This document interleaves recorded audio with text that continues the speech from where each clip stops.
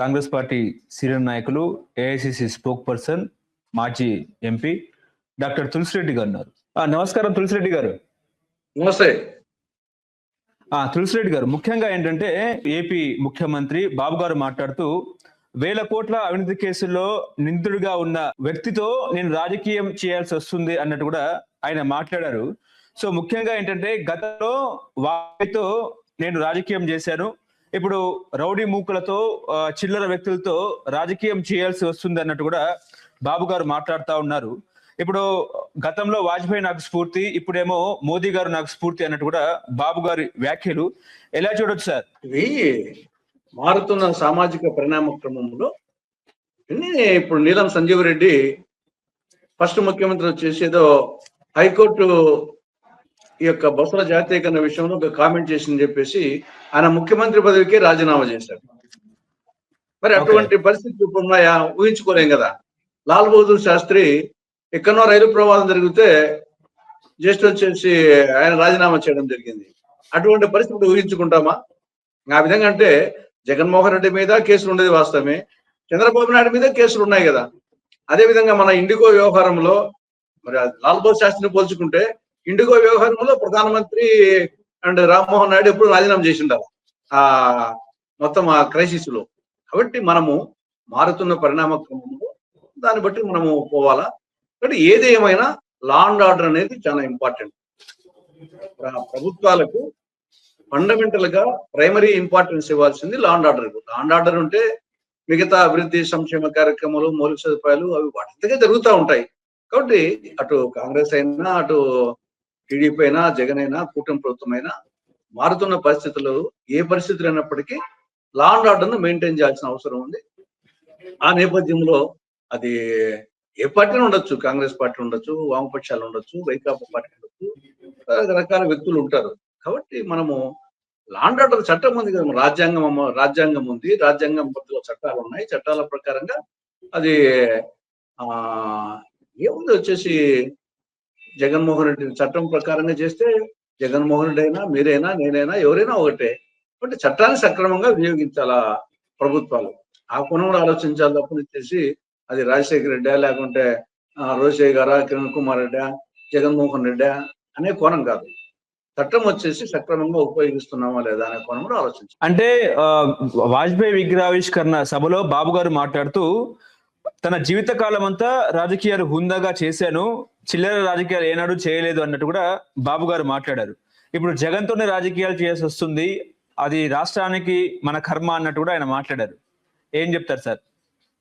ఇది ఎప్పటికప్పుడు ఇప్పుడు ఆయన ప్రతిపక్షంలో ఉన్నాడు కాబట్టి ఆయన నిండొచ్చు. గతంలో కూడా వచ్చేసి జగన్మోహన్ రెడ్డి రాజకీయాలకి రాకముందు ఆ రోజు పరిస్థితి బట్టి ఆ రోజు విమర్శలు ఉంటాయి. ఇప్పుడు ఒకనొక సమయంలో రాజశేఖర రెడ్డి గారు చంద్రబాబు నాయుడు అసెంబ్లీలో ఉన్నప్పుడు ఏ విధంగా కొన్ని సందర్భాల్లో మాటలు వచ్చింది చూసాము.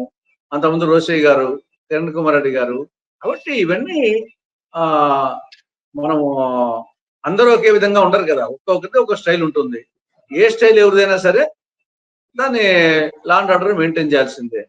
కాబట్టి జగన్మోహన్ రెడ్డి ఉన్నాడని చెప్పేసి రాజకీయం తప్పుకుంటామా, లేకుంటే జగన్మోహన్ రెడ్డి లేడని రాజకీయాలు ఉంటే కొనసాగుతామా? అంటే పార్ట్ అండ్ పార్సల్.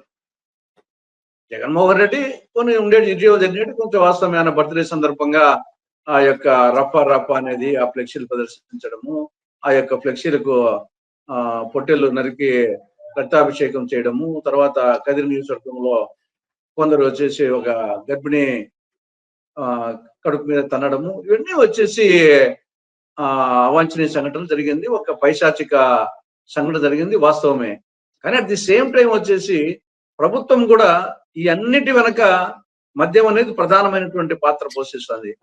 ఈ అన్నిటి వెనక జగన్మోహన్ రెడ్డి రౌడీలు ఉండొచ్చు, వైకాపా రౌడీలు ఉండొచ్చు, ఇంకొకటి ఉండొచ్చు. దీనికి అన్నిటికీ కారణం వచ్చేసి మద్యము, డ్రగ్స్, గంజాయి. మరి వీటన్నిటిలో ప్రభుత్వం ఏ ఆన్సర్ చెప్పాలా? నిన్న పేపర్లో చూస్తే తాగిన మైకంలో ఒక భార్య భర్తను చంపింది. మామూలుగా తాగిన మైకంలో భర్త భార్యను చంపని నన్ను వినేవాళ్ళం. కానీ చంద్రబాబు ప్రభుత్వంలో తాగిన మైకంలో భార్య భర్తను చంపింది. తాగిన మైకంలో తల్లి బిడ్డలు కొడతా ఉంటే బిడ్డలు పోయి మదనపల్లిలో స్టేషన్లో పోయి మా అమ్మ వచ్చి తాగొచ్చి మమ్మల్ని కొడతామని చెప్పేసి కంప్లైంట్ చేయాల్సిన పరిస్థితి. కాబట్టి దీనికి ఆన్సర్ చెప్పాలి చంద్రబాబు నాయుడు. జగన్మోహన్ రెడ్డి విషయమే కాదు, దీనికి ఏం ఆన్సర్ చెప్తాడు? ఓకే. ఇప్పుడు కాగ్ తన నివేదికలో కొన్ని విషయాలు బయటపెట్టింది. ఏంటంటే అప్పులు ఎక్కువైపోతున్నాయి ఆంధ్రప్రదేశ్కి అన్నట్టు కూడా మాట్లాడుతున్న పరిస్థితి. డబుల్ ఇంజిన్ సర్కార్ కాదు, ట్రబుల్ ఇంజిన్ సర్కార్ అన్నట్టు కూడా మాట్లాడుతున్నారు. ఇప్పుడు బాబు గారు సంపద సృష్టిస్తామని చెప్పిన చంద్రబాబు నాయుడు గారు అప్పులతోనే ఆదాయాన్ని చూపిస్తున్నాడు అని చెప్పేసి కూడా వైసీపీ చెప్తున్న పరిస్థితి. కాగ్ కూడా తన నివేదికలో అప్పులు ఎక్కువైపోతున్నాయి అన్నట్టు కూడా ప్రచురించిన నేపథ్యంలో కేంద్రం నుంచి నిధులు తీసుకురావడంలో కూడా ఘోరంగా రాష్ట్ర ప్రభుత్వం విఫలమైందని చెప్పేసి కూడా కాగ్ తేల్చేసింది. సో అప్పులతోనే ఆదాయాన్ని నడిపిస్తున్నారనేది ఒక చర్చ. కాంగ్రెస్ పార్టీ ఎట్లా చూస్తుంది సార్? నిజమే అంటారా? నిజమే, 100% వాస్తవమే. ఇప్పుడు గతంలో జగన్ ప్రభుత్వాన్ని అప్పుల విషయంలో అటు కూటమి పార్టీలు ఇంక్లూడింగ్ టీడీపీ, ఈవెన్ మేము కాంగ్రెస్ పార్టీ వాళ్ళము, వామపక్షాలు అందరూ విమర్శించే వాళ్ళమే. శక్తికి మించి అప్పులు చేస్తా ఉంది వైకాపా ప్రభుత్వం అని. మరి ఇప్పుడు కూటమి ప్రభుత్వం ఏం చేస్తా ఉంది? కోడలికి బుద్ధి చెప్పి అత్త తెడ్డు నాకింది అన్నట్లు అంతకంటే ఎక్కువ అప్పులు చేస్తా ఉంది. ఈ 18 నెలల కాలంలో 2,65,000 కోట్ల రూపాయలు అప్పు చేసి 2,65,000 కోట్ల రూపాయలు కేవలం 18 నెలల్లో. ఇది ఆల్ టైమ్ రికార్డ్. గతంలో ఉమ్మడి ఆంధ్రప్రదేశ్లో కానీ, విభజిత ఆంధ్రప్రదేశ్లో కానీ, దేశంలో ఏ రాష్ట్రంలో కానీ ఇంత తక్కువ టైంలో ఇంత ఎక్కువ అప్పు చేసినటువంటి రాష్ట్ర ప్రభుత్వము, ముఖ్యమంత్రి లేడు. కాబట్టి ఇది ఆల్ టైమ్ రికార్డ్. దీనికి ఆస్కార్ అవార్డు ఇవ్వచ్చు. అప్పుల్లో ఆ ఆస్కార్ అవార్డు ఇచ్చే విధంగా అప్పులు చేస్తా ఉన్నారు. కాబట్టి మన ఈ యొక్క ఆర్థిక సంవత్సరంలోనే, అంటే 2025-26 ఆర్థిక సంవత్సరంలో మొదటి 6 నెలల్లోనే దాదాపు 63,000 కోట్ల పైచిలకు అప్పులు చేసింది. ఇదే సమయంలో మనకంటే 4 రెట్లు పెద్దటువంటి ఉత్తరప్రదేశ్ ప్రభుత్వం కేవలం 9,300 కోట్ల అప్పు చేసింది. ఈ ఆర్థిక సంవత్సరం 6 నెలల్లో ఉత్తరప్రదేశ్ ప్రభుత్వం కేవలము 9,300 కోట్ల అప్పు చేస్తే మన 63,500 కోట్ల అప్పు చేసింది. మనకంటే 4 గంటలు పెద్దది. ఇది ఒకటి చాలు వచ్చేసి ఏ విధంగా రాష్ట్రాన్ని అప్పుల కుప్ప చేస్తాను. తర్వాత మీరు చెప్పినట్లు వీళ్ళు పదే చెప్తుంటారు బీజేపీ వాళ్ళ నాయకులు కానీ, టీడీపీ నాయకులు కానీ, డబుల్ ఇంజన్. మరి డబుల్ ఇంజన్ ఉన్నప్పుడు కేంద్రం నుండి ముందు కంటే ఎక్కువ నిధులు తెప్పియాలి కదా. 2023-24 కంటే, అంటే జగన్ ప్రభుత్వం కంటే 2024-25లో కేంద్రం నుండి ఎక్కువ నిధులు రావాలి గ్రాంట్. కానీ తగ్గిపోయింది. దాదాపు 12,000 కోట్ల రూపాయలు తగ్గిపోయింది. దీన్ని మరి ఏమనాలా? డబుల్ ఇంజిన్ అనాలా, ట్రబుల్ ఇంజిన్ అనాలా? అదేవిధంగా కేంద్రము రాష్ట్రానికి ఇవ్వాల్సిన వాటిలో ప్రత్యేక హోదాకు పంగనామాలు పెట్టింది. రాయలసీమ ఉత్తరాంధ్రకు స్పెషల్ డెవలప్మెంట్ ప్యాకేజీ నిధులు ఇవ్వాలా? కడప జిల్లాలో శైల ఆధ్వర్యంలో స్టీల్ ప్లాంట్ రాలా? దుగరాజపట్నం ఓడరేవు రాలా? రాజధానికి గ్రాంట్లు ఇవ్వలేదు. పోలవరం నత్తనడక సాగుతా ఉంది. మరి ఇవన్నీ డబుల్ ఇంజిన్ అయితే కనుక ఇవన్నీ మరి ఎందుకు ఉన్నాయి? దీనికి ఆన్సర్ చెప్పాలి. కాబట్టి డబుల్ ఇంజిన్ డెఫినెట్ గా ట్రబుల్ ఇంజిన్ అయింది. ఇది డబుల్ ఇంజిన్ ఉపయోగం లేదు, ట్రబుల్ ఇంజిన్ అయిపోయింది ఆంధ్రప్రదేశ్. ఇప్పుడు పీపీపీ విషయంలో కూడా ఇటు కేంద్రం కూడా బాబు గారికి సపోర్ట్ చేస్తున్నట్టు కూడా వార్తలు వస్తున్న పరిస్థితి. దానికేం చెప్తారు సార్? ఇప్పుడు మేము అన్నిటికీ ఒకే ఘాట కట్టడం లేదు. ఇప్పుడు మెడికల్ కాలేజ్ విషయంలో ఈ 10 మెడికల్ కాలేజ్ను ప్రభుత్వ వైద్య కళాశాలగా మంజూరు చేయడం జరిగింది. ఈ 17లో సరే 6 అయిపోయినాయి, ఒకటి వచ్చేసి పెండింగ్ లో ఉంది. మిగతా 10 ప్రభుత్వ వైద్య కళాశాలలుగా మంజూరైనాయి. వాటిలో భూమి ఆల్రెడీ సేకరించడం జరిగింది. వివిధ నిర్మాణ దశల్లో ఉన్నాయి. ఎస్పెషల్లీ పులివెందుల మెడికల్ కాలేజ్ అయితే ఆల్మోస్ట్ కంప్లీట్ అయిపోయింది. హాస్పిటల్ కంప్లీట్ అయిపోయింది. నర్సింగ్ కాలేజ్ బిల్డింగ్స్ కంప్లీట్ అయిపోయినాయి. క్వార్టర్స్ అన్ని కంప్లీట్ అయిపోయినాయి. ఒక మెడికల్ కళాశాల భవనం 80% అయింది. నేషనల్ మెడికల్ కమిషన్ వాళ్ళు ఇక్కడికి వచ్చి చూసి ఇక్కడ హాస్పిటల్ భవనాలు పూర్తి అయిపోయినాయి. పక్కన నర్సింగ్ కళాశాల భవనం పూర్తిగా ఉంది. అక్కడ ఎంబీబీఎస్ కొనసాగించవచ్చు కోర్సులు అని చెప్పేసి 2024-25కి 50 ఎంబీబీఎస్ సీట్లు కేటాయించారు. అటువంటి కాలేజీలో ఎంబీబీఎస్ సీటు వద్దని చెప్పడం ఎందుకు? దాన్ని ప్రైవేట్ పరం చేయాలని ఎందుకు?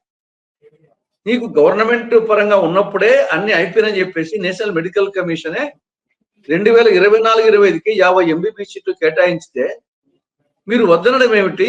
ఆ కాలేజీని ప్రభుత్వ ధనముతో అటు భూమి సేకరించి, ప్రభుత్వం సేకరించి బిల్డింగ్స్ వచ్చేసి పులివెందుల మెడికల్ కళాశాలకు దాదాపు 4,000 కోట్ల దాకా ఆల్రెడీ ఖర్చు పెట్టడం జరిగింది. అదే మిగతా దాంట్లో కూడా ఖర్చు పెట్టడం జరిగింది. ఇంకా ఈ మొత్తం 10 కళాశాలలు పూర్తి కావాలంటే కేవలం 5,000 కోట్ల రూపాయలు కావాలా. అటువంటి పరిస్థితుల్లో ఎందుకు ప్రైవేట్ వాళ్ళకి ఇవ్వాలి? ప్రైవేట్ వాళ్ళకు వచ్చేసి ప్రారంభమే కాకుంటే వేరు, ఆల్రెడీ వచ్చేసి ఇంకొక 5,000 కోట్లు ఇస్తే అన్ని కంప్లీట్ అయిపోయే పరిస్థితుల్లో ఎందుకు ప్రైవేట్ వాళ్ళకి ఇవ్వాలి? గవర్నమెంట్ దగ్గర డబ్బు లేకనా? మీ యొక్క సంవత్సరం 25-26 యొక్క బడ్జెట్ 3,22,000 కోట్లు. ఈ ఒక్క సంవత్సరం బడ్జెట్ 3,22,000 కోట్లలో 5,000 కోట్లు అది ఎంత స్వల్పం. దానికి తోడు అది కూడా అవసరం లేకుండానే ఆల్రెడీ నాబార్డు వాళ్ళు వచ్చేసి ఇస్తున్నారు కదా. నాబార్డుతో టైప్ అయినాయి ఆల్రెడీ. నాబార్డు మేము ఆర్థిక సహాయం చేస్తామని టైప్ అయింది. కాబట్టి డబ్బు సమస్యే కాదు. తర్వాత వచ్చేసి మరి ఎందుకు జరుగుతుంది? కేవలం కమిషన్ల కక్కుర్తి. ఇప్పుడు ఆల్రెడీ ప్రభుత్వ వైద్య కళాశాలగా మంజూరైనాయి, దాదాపు కంప్లీట్ అయిపోయినాయి కొన్ని. ఇటువంటి పరిస్థితుల్లో ఎందుకు ఎకరా 100 రూపాయలు, పులివెందుల దగ్గర ఎకరా 2 కోట్లు చేస్తారు, 50 ఎకరాలకు 100 కోట్లు. అలాంటిది ఎకరా 100 రూపాయలంట, 50 ఎకరాలు 5,000. భలే మంచి చౌకబేరం. ఏం అవసరం వచ్చింది? ఆల్రెడీ బిల్డింగ్స్ అన్ని అయిపోయినాయి, 4,000 కోట్ల రూపాయలు ఖర్చు పెట్టారు. ఏం అవసరం ఇప్పుడు ఇక్కడ మళ్ళా ప్రైవేట్కి వాళ్ళకి అవసరం ఏమొచ్చింది? కమిషన్ల కక్కుర్తి కాకుంటే ఇంకేముంది? కాబట్టి జనరల్ పీపీపీ గురించి కాదు, స్పెసిఫిక్ పీపీ గురించి మాట్లాడుతున్నాం. ప్రభుత్వ వైద్య కళాశాల గురించే మాట్లాడుతున్నాం, శాంక్షన్ అయినటువంటి గురించే. దాన్ని జనరలైజ్ చేసి మిగతా రోడ్లకు, టోల్ గేట్కు దానికి లింక్ పెట్టద్దు. దీని గురించి ఏం సమాధానం చెప్పారు?